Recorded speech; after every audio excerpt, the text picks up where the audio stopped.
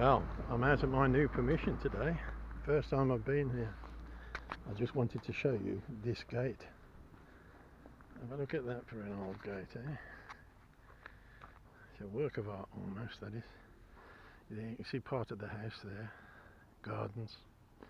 I'm just going to walk back up to the car, and just around the corner from the car is the entrance avenue, because this is the exit where we are now.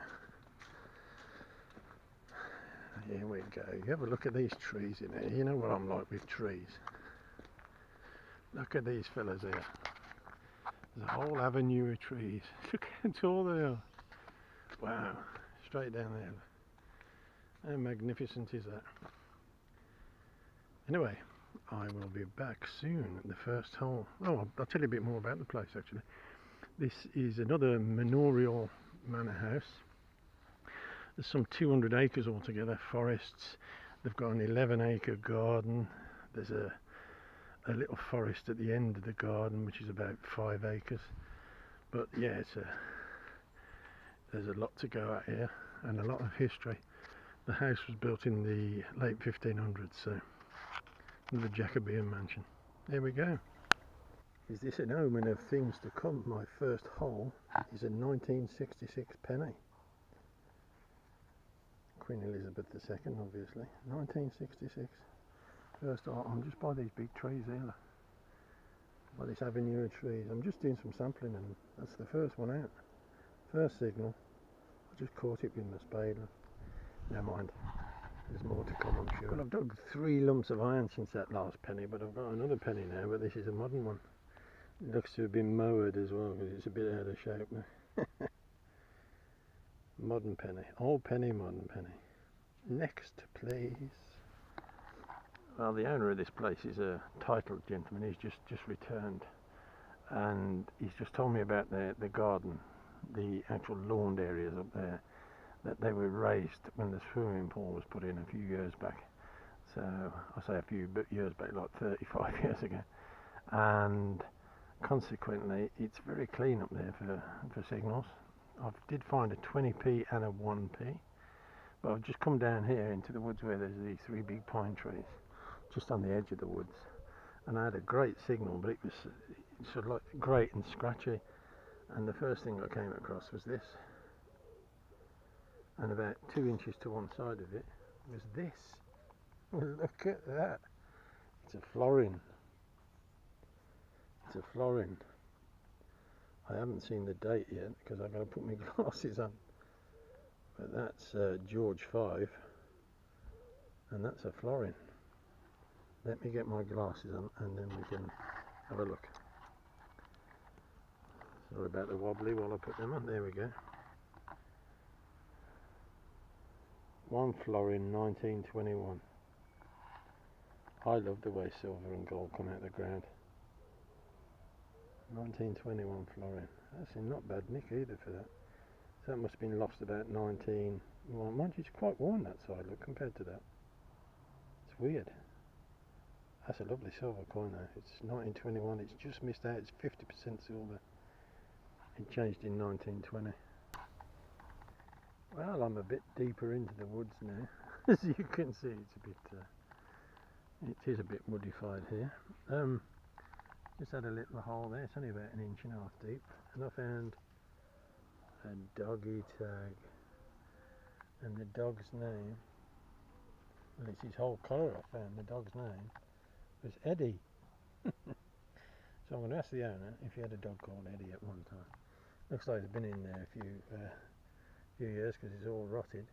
I did find the other end of it, the other end of the collar, so his collar's come off completely. But just before that I found this, which is Champembury Blue, which I think might be grapes, but I'm not sure. I shall check when I get home. Yeah, a few more bits of rubbish, bit of lead washer. Well, just had another piece of lead, and now I've got another penny, and I've lost it now. I'll put it down. Oh, there it is. I can't see it, but look. Yeah, it was about 6 inches down, I suppose. It's Edward VII. Look. It's starting to dry out a bit. but I'm sure you can make out 87 there. Looks like 1909 from the scratching that I did. 1909, Edward 7 penny.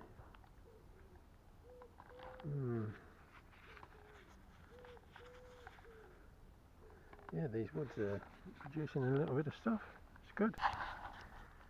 Well, my next hole is a bit of a puzzler. I don't know if you can see that. It rang up just like a coin. I've tried cleaning it, and it looks like there's some markings on it, but I can't see what they are at the moment. It's copper. Intriguing. Seems to be a bit of old stuff around here, so I'll clean it up later and have a better look.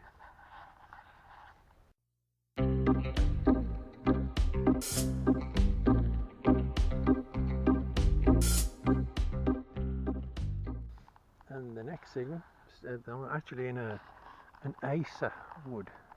The trees are all acers around here. They're lovely, some of them. Great colours. Anyway, another hole. Can you see it? Down here. That's a harmonica reed. And it's still got some of the reeds on it, or bits of the reeds on it. Let me get my pointer. See, that's riveted, and there's another one. And they're the things that used to that vibrated when you blew through it. And it's double-sided, of course, because you got some of the other side as well for suck and blow. There you go, harmonica reed. Well, I've come out of the woods and I'm just on this little bit of open ground. Look at that acer tree there, and another one there. Acer forest, look at that one there. That's not an acer. Well, it could be. Anyway, it's been about 5 years since I last found one of these, and it's a pocket watch, or the remains of one. I don't think it's well, it's not silver. It's not silver, but I'll clean him up and take a better picture for you. You can see what he's like. It looks like the face has gone, the glass has gone, obviously. Yeah. Oh, it might look like a pocket watch, but it isn't one. It's I've never seen a pocket watch with a screw in the back there and right in the middle. And just below the winder here it says feet. It says feet. I'm not sure what it actually is yet. I shall have to research it when I get back, unless somebody can tell me. Looks like a pocket watch. Feels like a pocket watch, but it isn't a pocket watch.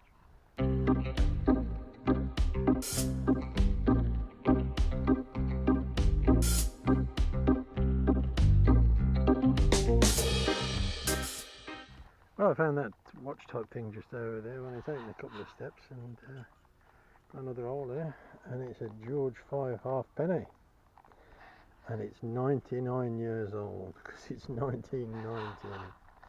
I'll get the grass off it. There it is, look, 1919. Grand job. Put a picture on there. Well, I'm by some big tall pine trees, some others. Look at the size of that. There's a rope swing here, there's a signal down there. I'm going to live dig it. Let's see what we can find there. Let's see what we can find in here. Oh, there's a root right by it.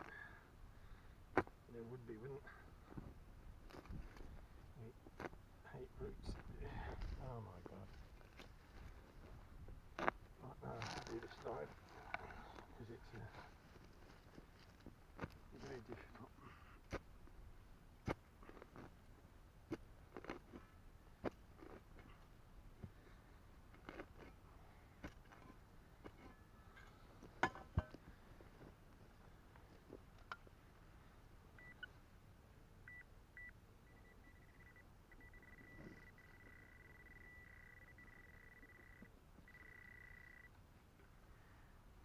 Almost done it there. Oh, there we go. It's a coin. Let me just put my specs on. It's a coin. Guess what? Toopy! Soupy! Well, looks like I've got 2 coins. One from each hole. First one, pound coin. There she is, Lizzie. And it's got that plant in it now. There's a pound coin. The other one is in this ball of rust. Can you see it there? No, it's buried in the ball of rust. Let's have a look, see what it is. God, it won't come off. God, it looks like a penny, doesn't it? A rusty old penny. It shows you how they go. My word. Another couple of years, there'd have been nothing left of that. Wow. Just stay a bit. Pound and a penny. Oh yeah. This chain on a post, eh? I thought, aye, some naughty games going on here. And then I looked and there's another one down there, and then I realised it's for a hammock. It's only a hammock stand. Here we go. Well, we've got another hole, as usual. You'd expect there to be a hole there, wouldn't you? Got what looks like a George II halfpenny, but it's a bit battered and it's well worn. We'll have to clean that up later. We'll have another look then. But I think it's George II or George III possibly. It's hard to see.